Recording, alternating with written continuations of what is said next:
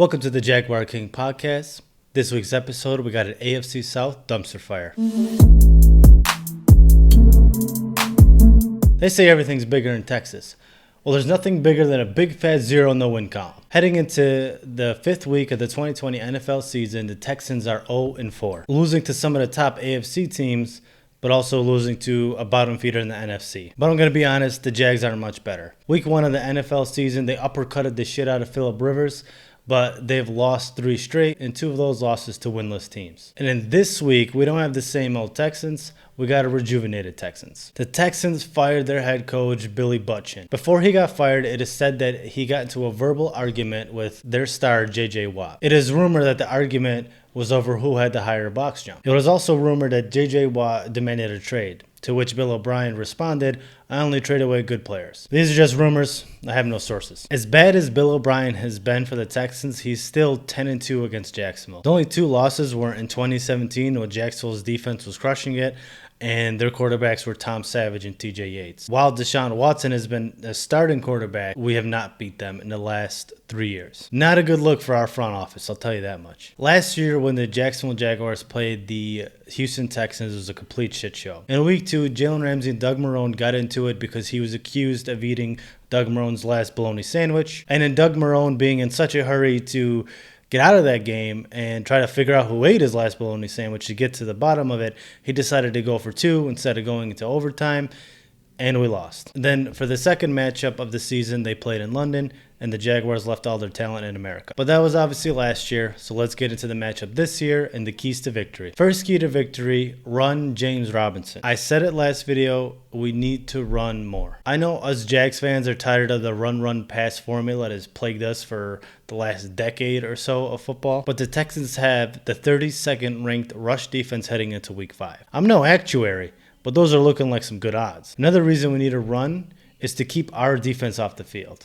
Yes, our defense. That's how bad it is. I don't want them to see the field at all. Remember when Peyton Manning used to play for the Colts and the strategy was to run? Well, every QB we play this year is going to look like that Peyton Manning. So we have to go with that strategy moving forward to give ourselves the best chance. The second key to victory is to slow down Deshaun Watson. As much as I wish this defense couldn't take the field, it's going to happen. The Texans O-line have gave up 16 sacks heading into week 5.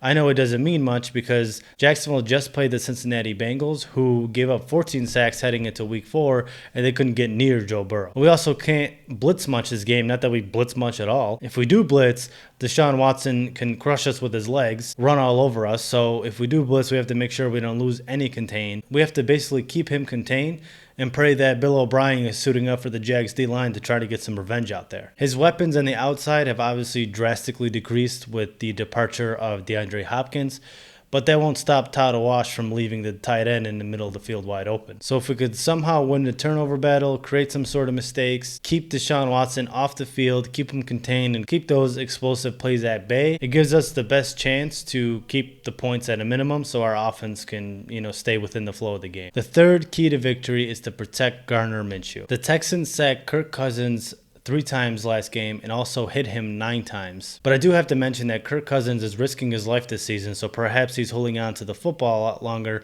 willing to take these massive hits. The Jags have given up 13 sacks heading into this game, so if we're able to keep Minshew upright, he has a better chance of taking advantage of a iffy Texans secondary. That'll allow the Jacksonville Jaguars to put up more points, which we need to do a lot of to basically have any hope of victory this game. Those are the 3 keys. Seems pretty simple, but the way the defense has been playing and the offense the last couple weeks, it's pretty daunting to say the least. So let's get into my predictions for the game. A lot of this is going to come down to weathering the storm. What storm, you might ask?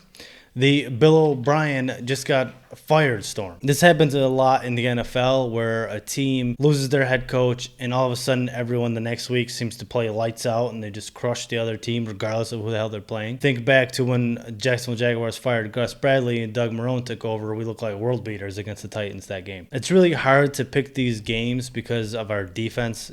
I almost feel like going into every single game that we have no chance. They're just giving up so many points. It seems like offenses are really going through their playbook and practicing on us. That's how easy it seems to be out there. Last week, I tried some reverse psychology and predicted the Bengals to win in hopes that the Jaguars actually come with a win. That completely backfired.